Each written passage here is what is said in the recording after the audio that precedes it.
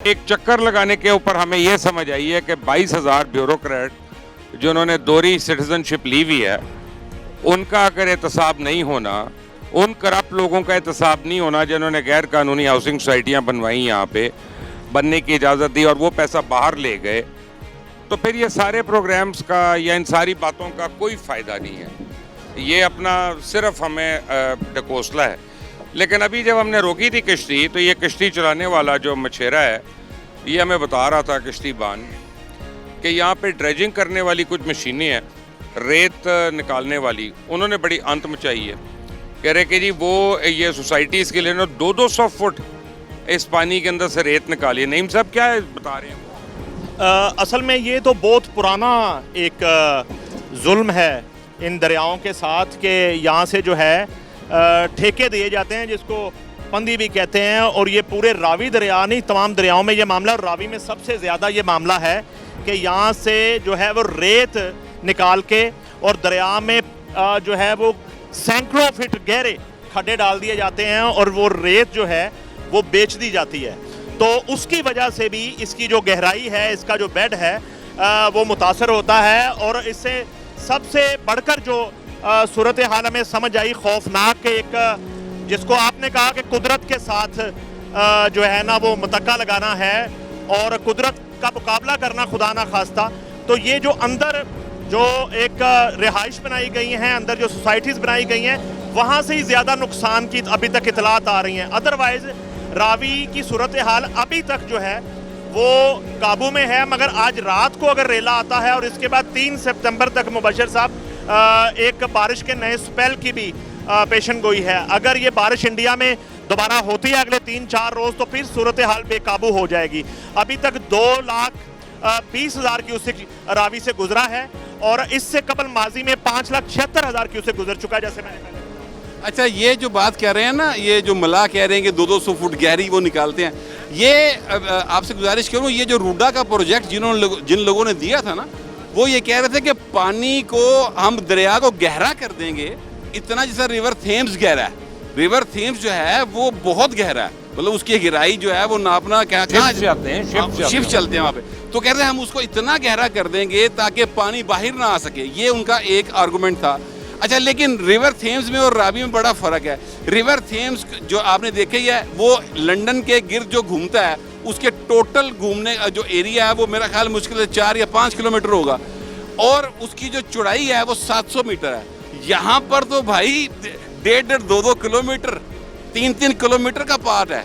तो यहाँ पर उस तरह से उसको ज़मीन को खोदना और उसको 200 फुट तक या 500 फुट तक मज़ीद खोदना मुमकिन नहीं है। लिहाजा ये एक ढकोसला था। ये एक जिन्होंने भी नक्शा बनाया रूडा का, उनके कहने के ऊपर ये काम हो रहा है जो ये बात बता रहे हैं। हाँ, पंदी का ठेका वो एक अलग है, क्योंकि रेत जितनी भी इस्तेमाल होती है, जितनी कंस्ट्रक्शन में होती है, वो दरिया से ही निकलती है। तो ये एक रूटीन की बात है। लेकिन गहराई में जाने का जो है मामला, वो रूडा की वजह से।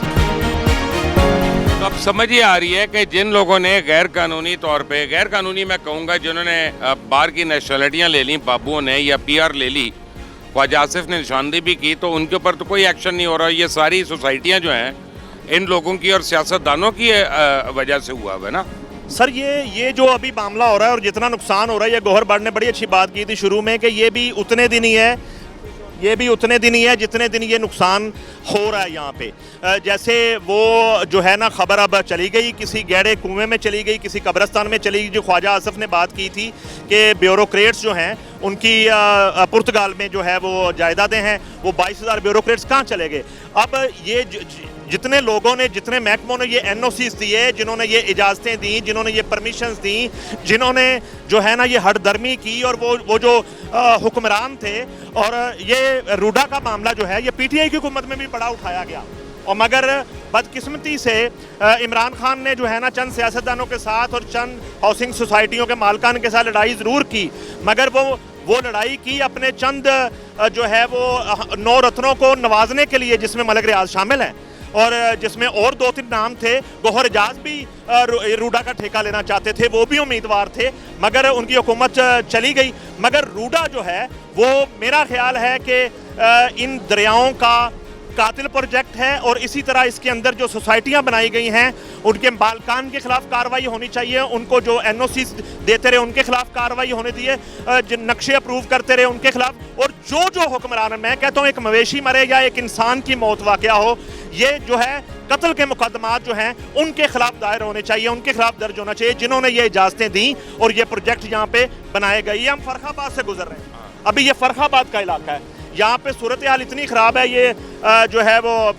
हमारे साथ ताबिश मौजूद हैं, ये वहाँ पे पता नहीं किस तरह से खुराक पहुँचा रहे हैं, लिफ्टें लगा के वहाँ पे खुराक पहुँचाई जा रही है। पूरा फर्खाबाद इस वक्त महसूर होकर रह गया है, ये दरिया के अंदर फर्खाबाद की सोसाइटी। चले कोई नहीं, अपना बाहर से रकम आएगी इमदाद की तो फिर हमारे यहाँ कोई शेयर उठेगा और बाहर भेज देगा उस रकम को। रकम की हालत ये है कि अब तक सिर्फ 10 लाख डॉलर की जो है ना, वो कहा गया कि हम 10 लाख डॉलर आपको इमदाद देंगे, और पहले भी जो वादे वईद किए गए थे सिंध गवर्नमेंट के साथ जब वहाँ पर तबाही हुई थी तो वहाँ पर भी यही अरबों डॉलर के मुआहदों की बात थी कि वहाँ पर अरबों डॉलर आएंगे, लेकिन दुनिया मदद नहीं कर रही। सर उसकी वजह ये है, दुनिया ये देखती है कि अपने टैक्स पेयर के पैसे से जिस तरह से ये अयाशियाँ की जाती हैं, इनके ब्यूरोक्रेट्स करते हैं, इतनी बड़ी बड़ी महंगी महंगी गाड़ियों में फिरते हैं, तो वो सर आपको क्यों पैसे देंगे?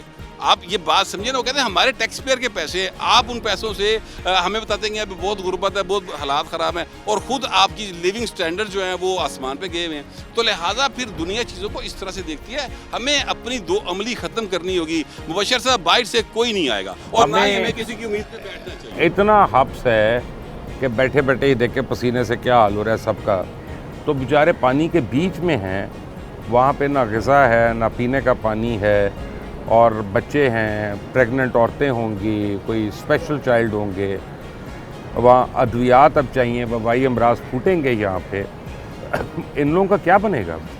नहीं, वो मरियम नवाज मोबाइल हॉस्पिटल पहुंचेंगे ना वहाँ पे, अभी तक तो मुझे नजर कौन नहीं से आया यहाँ हॉस्पिटल? पे। मरियम नवाज पंजाब यार हुकूमत आपकी है तबीयत आपको मैंने कितनी बारी कहा है कि आप हुकूमत की हर वक्त तारीफों में मत मैं लगा हुकूमत की तारीफें नहीं कर रहा, मैं ये अर्ज आप कर रहा हूँ शर्म कि भी किया देखिए करें। अभी ये जो KPK में जो सूरत हाल हुई है और वहाँ पे ये जो मरकजी मुस्लिम लीग के दोस्त जो बता रहे हैं, वहाँ पे वबाएं फूटना शुरू हो गई हैं, तो अब अगले मरहले में तो ये सूरत हाल बन जाएगी, यहाँ पे लोगों में जो है ना मुख्तलिफ वबाएं फूटना शुरू, जैसे आपने कहा कि गायनी के इशू होंगे, लोगों को खुराक के इशू हैं, बीमारियाँ लाहक होंगी, जल्दी बीमारियाँ। अच्छा मुबशर साहब मैं एक चीज़ ऐड करना चाहूँ। देखिए हम हुकूमत पे तनकीद करते हैं और हमारा काम है, हमें करनी भी चाहिए, लेकिन जायज़ करनी चाहिए। देखिए एक बात को ज़रा प्लीज़ अंडरस्टैंड करें, हम ना यानी जो पंजाब गवर्नमेंट का जितना भी जोर है, ताकत है, जितनी भी उसके पास कैपेसिटी है, वो कोशिश कर जरूर रही है, वो कर रही है, लेकिन उस तरह पहुंच नहीं रहा। वो एक अलग बात कर ली आपने तारीफ, अभी तो शुरू की है। नहीं ठहर, मेरे प्रोग्राम का इतना टाइम नहीं है कि आप उसकी तारीफ नहीं कर रहा। मैं आपकी जगह पर उस्मा बुखारी को ना बुला, नहीं मैं जो कह रहा हूँ डिफरेंट, मैं कह रहा हूँ कि इसका मुकाबला अगर आप करें